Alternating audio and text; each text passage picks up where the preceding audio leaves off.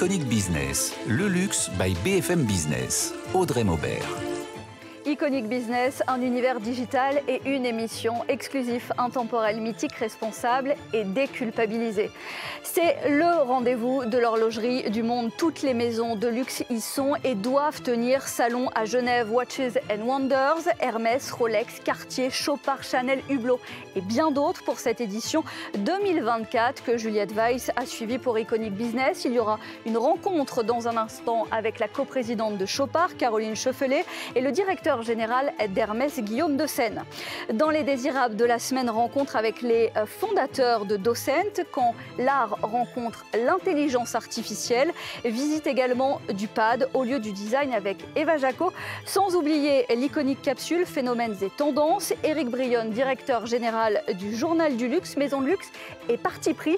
C'est Iconic Business. Bienvenue.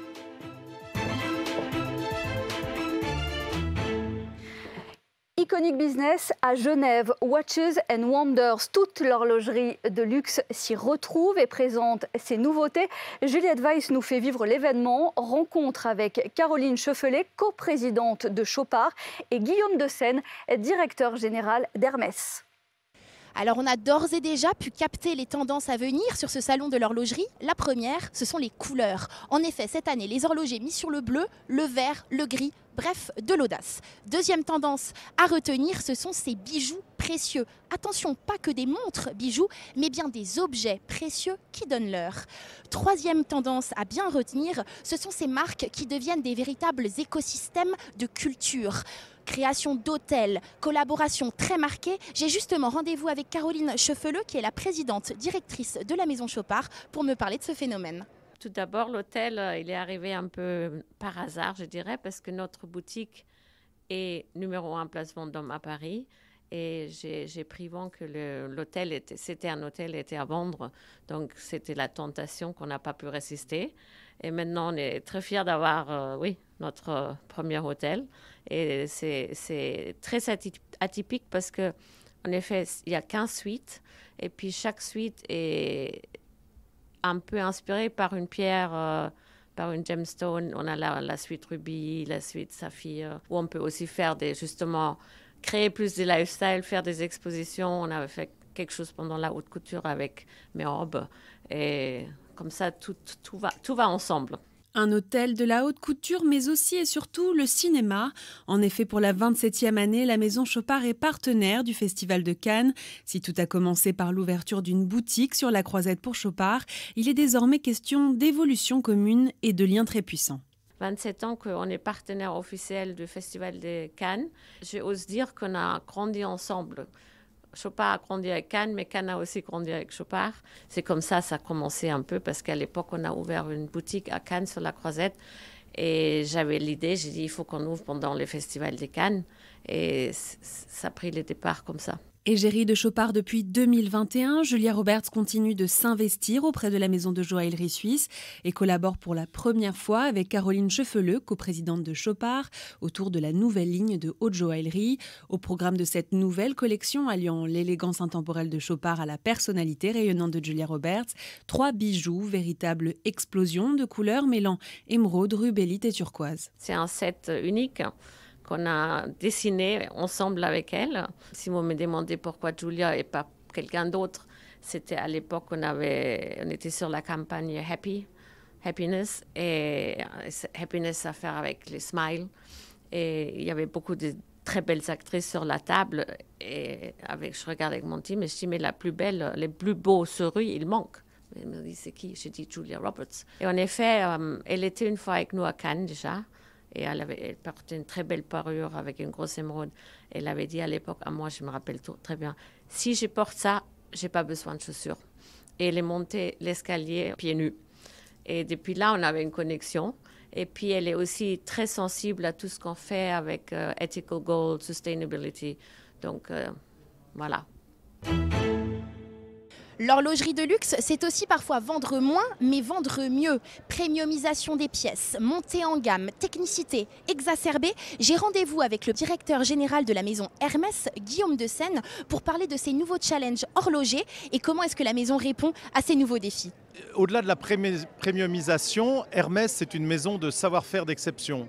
Donc c'est vrai que dans l'horlogerie, les savoir-faire d'exception, ils sont essentiellement dans le mouvement, dans les complications. Et nous avons, ces dernières années, proposé des montres assez exceptionnelles dans ce domaine. Cette année, de nouveau. Et c'est vrai que c'est un exercice dans lequel nous sommes à l'aise. L'horlogerie Hermès connaît depuis quelques années une nette progression. Si son poids est moins important que les autres métiers de la maison, comme la maroquinerie, c'est un secteur qui attire et qui se développe. Preuve en est, la maison a réalisé l'année dernière une croissance remarquable de 23%. Cette année, nous avons une grande nouveauté qui est une montre qui s'appelle Hermès Cut et qui est une montre féminine, mais uniquement équipée d'un mouvement mécanique. Et c'est la première fois que nous lançons une ligne féminine mécanique en plusieurs versions, acier, acier avec diamant, acier et or ou acier et or avec diamant. Une ligne complète, donc c'est notre grande actualité de 2024. 54 maisons exposantes, 45 000 visiteurs et des événements dans toute la ville de Genève. Le Watches & Wonders a bel et bien fait rayonner l'horlogerie. On retiendra notamment des records du monde comme la montre la plus compliquée de l'histoire signée Vacheron Constantin ou encore la montre la plus fine du monde réalisée par la maison Bulgari. Et il est déjà question du prochain salon en 2025 avec une programmation qui ne cesse de s'enrichir et des nouveautés toujours plus marquantes.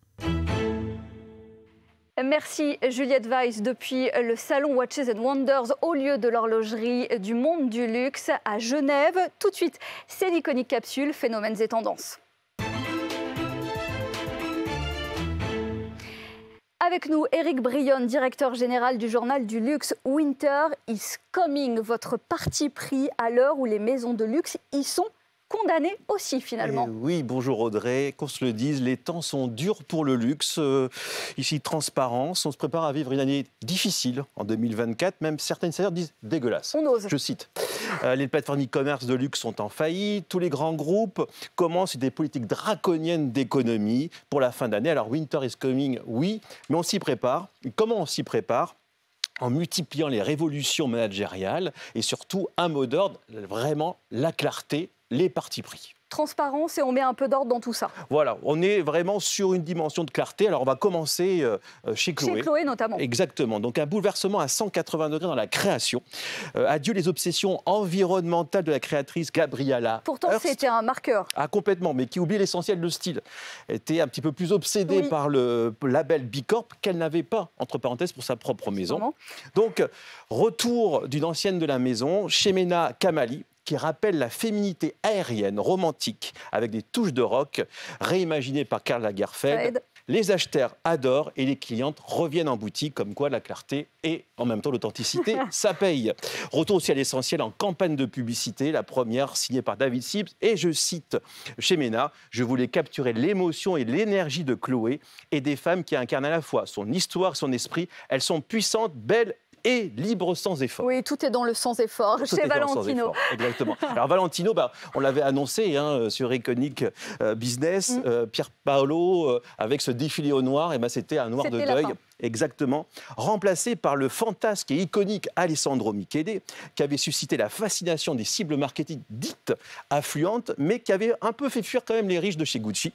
Alors, le message d'arrivée d'Alessandro est très loin de son excentrisme maximaliste. Je ressens l'immense joie et l'énorme responsabilité de rejoindre une maison de couture où le mot beauté est gravé sur une histoire collective faite d'élégance distinctive, de raffinement et de grâce extrême. Alors la question se pose, Michele, un enfant de Gucci, est-il capable de s'adapter à une autre maison avec des exigences créatives très différentes ? Néanmoins, rappelons cette série de photographies Gucci Pré-Fall 2018, hommage au maestro du giallo Dario Argento, avec comme référence son chef-d'œuvre Profondo Rosso, rouge profond, tellement Valentino. complètement. Bon, on change complètement d'univers cette fois. Complètement. Alors, on retourne vers la Suisse. Exactement. C'est Audemars Piguet. Ouais. Alors, le CEO révolutionnaire, viril et iconique, François Benamias, l'homme de la disruption qui a imposé la culture hip-hop à l'industrie horlogère suisse et a fait changer radicalement de dimension Audemars. On rappelle un chiffre d'affaires de 2,6 milliards de dollars en 2023, avait une obsession, c'est l'hypercroissance, avec un objectif de production de 70 000 pièces. Ouais, ça, c'est limite. Est parti pour une nouvelle aventure personnelle. Une femme pour le remplacer, Hilaria Aresta, qui ne vient pas du monde de l'horlogerie, mais une pure proctérienne, et avec une feuille de route bien différente donnée par son board. Mon objectif n'est pas de maintenir la croissance du passé. Je suis ici avec une autre mandat, qui est de consolider l'entreprise en vue d'une indépendance à long terme. Il se peut que je prenne la décision d'arrêter la croissance pendant quelques années. Je dois créer de la valeur en rendant l'entreprise suffisamment solide, résiliente et qualitative pour résister aux turbulences du marché et pour survivre et prospérer en tant qu'entreprise indépendante, on y revient. Plus que jamais, la résilience reste la valeur maîtresse du luxe pour passer l'hiver. Oui, mais retour en force aussi de la désirabilité. Toujours. Atterrissage jamais, par rapport à la croissance et désirabilité toujours. Le luxe, maestro du désir ou rien. Exactement. Merci Éric Brionne, directeur général du Journal du Luxe. Les désirables de la semaine, tout ce qui nous a fait envie, séduit et intrigué ces derniers jours. Avec un duo cette semaine, les cofondateurs, Hélène Nguyen Ban, cofondatrice de Docent, et Mathieu Rosenbaum, cofondateur de Docent. Bonjour. Bonjour. Bonjour à tous les deux. Vous allez nous expliquer, déjà vous n'avez pas tout à fait le même profil et le même parcours, c'est ce qui fait que vous vous complétez. C'est quoi Docent? C'est une appli pour collectionner, on est dans l'univers de l'art, on est dans l'univers de l'intelligence artificielle, tous les mots magiques. En ce moment, qu'est-ce que c'est concrètement, Hélène? Alors Docent, c'est la première application mobile qui, grâce à l'intelligence artificielle, permet de découvrir et collectionner de l'art contemporain de façon personnalisée, dans un univers curaté et de confiance. Est-ce que vous avez quelque chose à préciser, Mathieu, précisément? Comment ça se complète? Est-ce qu'on achète en propre et en physique? Est-ce que c'est juste du numérique? En fait, vraiment, Docent, c'est utiliser l'intelligence artificielle comme facilitateur de la relation entre un collectionneur, un acheteur et des galeries ou des artistes. Et donc, Docent permet d'acheter directement, purement de manière numérique, si on a envie. Donc, vous pouvez aller sur l'application Docent, il y a des œuvres qui vont vous plaire et acheter ces œuvres-là directement, juste sans aucune interaction avec l'artiste ou la galerie. Mais en tant que facilitateur, Docent aussi a vocation à ce que les gens aillent visiter les galeries. Et donc, en fait, Docent, c'est le pont, c'est le passage entre les galeries et les utilisateurs. En fait, c'est un accès à l'art? Exactement. C'est un accès à l'art, c'est une manière d'ouvrir le monde de l'art et de rendre le monde de l'art plus accessible à tout le monde. Et qu'est-ce qui fait que ça s'est croisé, en fait, et c'est vos deux profils qui se sont croisés, d'un côté plus l'intelligence artificielle pour vous, Mathieu, et de votre côté, Hélène, c'est un parcours chez LVMH, chez ancienne galeriste, collectionneuse. Qu'est-ce que vous vous apportez mutuellement, Hélène? En fait, le parcours, effectivement, est très important et la rencontre aussi, puisque c'est finalement le projet est à l'intersection de l'art et de la science. En fait, le parcours chez LVMH m'a en fait permis de me rendre compte que j'ai adoré évidemment, m'a permis de me rendre compte que le plus grand luxe, en fait, c'était de faire de sa passion un job. Et c'est ce que j'ai fait. Et c'est comme ça qu'en fait, j'ai eu l'intuition de ce projet, puisqu'en tant que... on va dire passionnée de l'art contemporain, mais totalement débutante, je me suis rendu compte à quel point c'était difficile d'avoir un point d'entrée dans cet écosystème et en face, en fait, de ce champ illimité de découverte. Après, en tant que galeriste, comme vous l'avez dit, je me suis rendu compte que c'était très difficile pour les galeries d'avoir accès à une audience plus large que celle de leur périmètre local. Et en fait, pour ces deux raisons, qui se résument au même problème que j'ai voulu résoudre, on a créé Docent. Et en fait, l'intuition était qu'il y avait une nécessité dans l'écosystème d'une sorte d'oracle, de mentor ou d'advisor omniscient, qui soit capable en fait de recommander des œuvres, en tout cas à moi, avec mon besoin, de recommander des œuvres sans avoir forcément à qualifier son goût.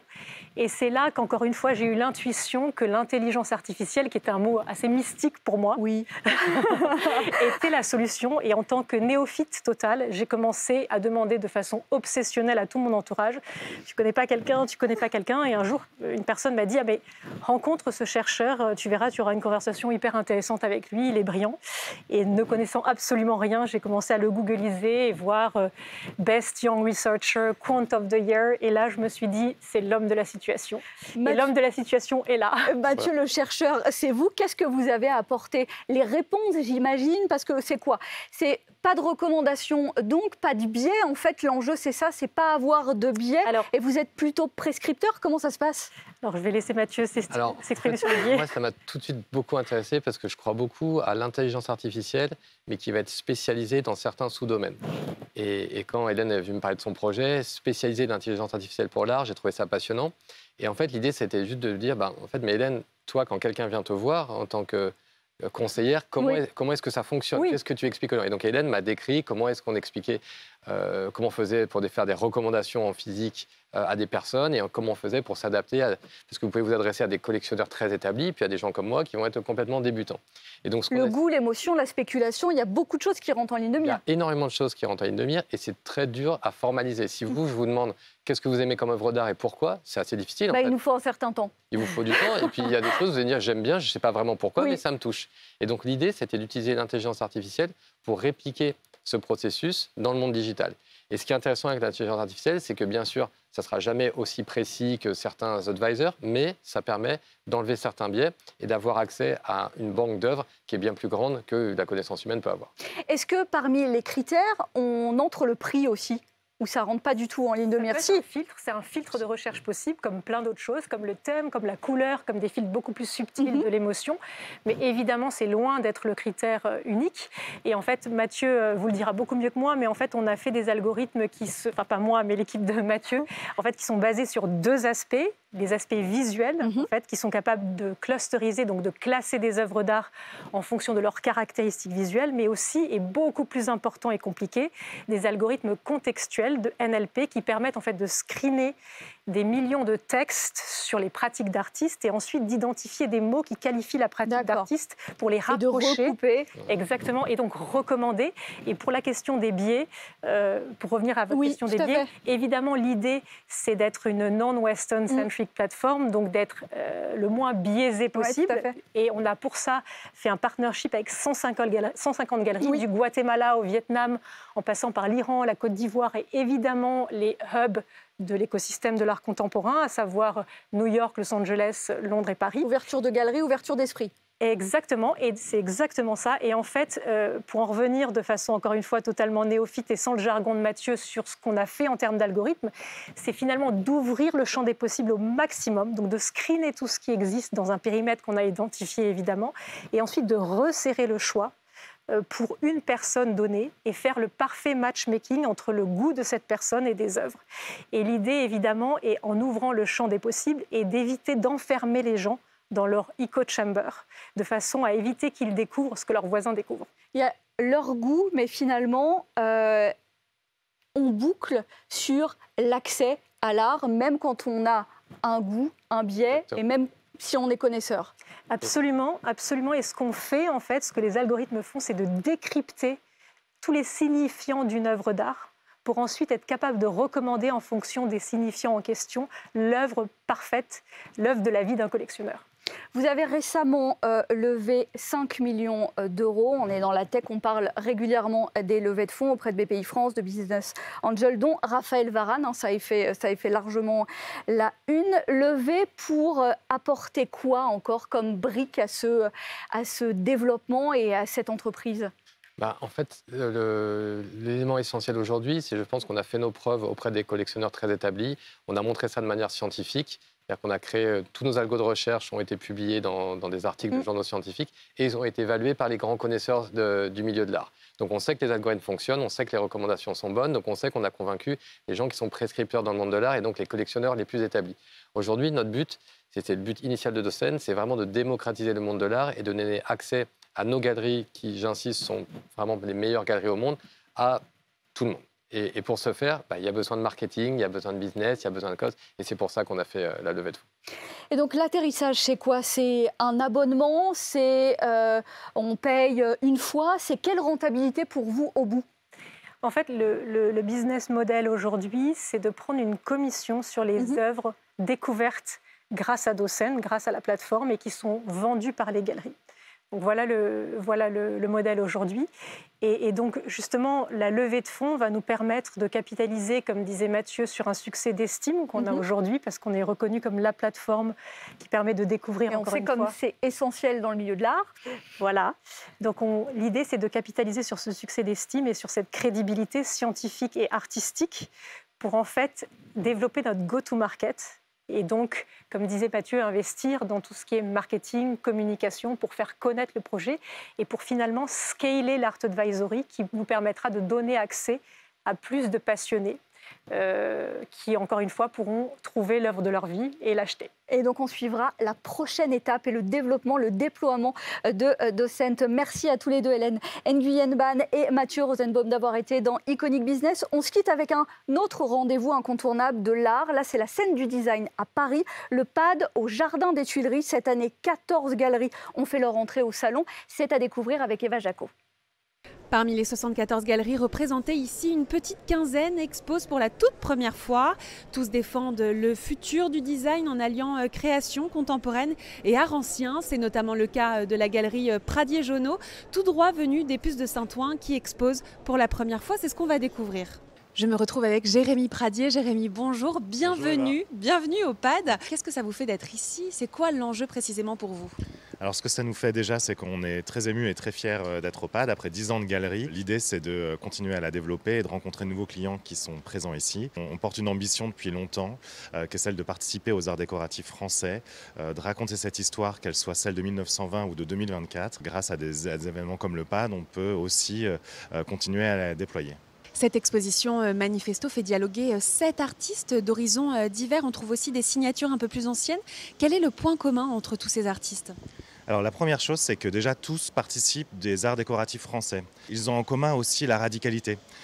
Isabelle Stanislas, qui était la première architecte à nous dire oui pour nous dessiner une collection de mobilier. Quand elle a un concept, elle va tirer le fil et jusqu'à ce qu'il prenne forme et qu'il soit puissant. Et nous, c'est ce qu'on veut défendre en tant que galeriste et éditeur. Alors quels sont les savoir-faire mobilisés justement ? On a une idée assez précise de comment on fabrique le mobilier français sur le XXe siècle, que ce soit chez Royer, avec Garish ou même Perriand. Aujourd'hui, on ne cherche pas à imiter ce qui a été fait, mais l'idée, c'est de continuer à préserver ces savoir-faire, que ce soit la tapisserie, l'ébénisterie ou les métiers d'art qui sont magnifiques, un peu à la manière des grandes maisons de haute couture françaises. Pour le designer Axel Shea, ce partenariat est une première, le fait de travailler en termes de collection et de penser ces pièces pour qu'elles puissent vivre ensemble avec une vraie cohérence. On a évidemment travaillé la forme, mais surtout la matière. C'est-à-dire qu'on est venu sublimer la forme, non pas par la couleur, mais par la matière. Donc là, on a un très beau chêne des Vosges qui a été rehaussé par un inox. On a un travail sur l'aluminium poli avec une belle pierre travaillée à l'acide.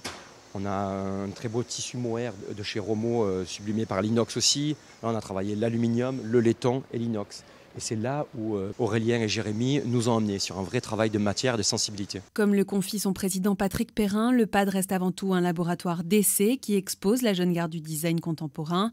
Cette année particulièrement marque l'entrée dans le milieu des enfants d'eux, comme Luna Loufanour qui a créé il y a un an la galerie Downtown, dont la particularité est de mélanger des œuvres d'artistes de fin du XXe siècle avec des figures emblématiques du design.